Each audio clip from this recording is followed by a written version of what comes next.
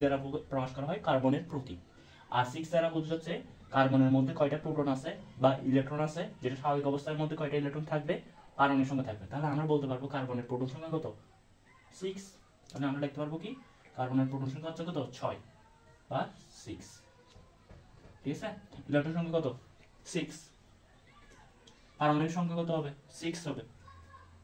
এখন তোমাকে যদি জিজ্ঞেস করে কার্বন কত নম্বর মৌল, তাহলে তুমি বলবো কি 6 নম্বর মৌল। ঠিক আছে, পারমাণবিক সংখ্যা 6 রেফার করে, মানে কি যে 6 নম্বরের মৌল। ঠিক আছে, তারপর দেখো আরেকটা জিনিস খেয়াল রাখবা, তোমাকে যদি বলে নিউট্রন সংখ্যা নির্ণয় করো, কি বলে, নিউট্রন সংখ্যা নির্ণয়।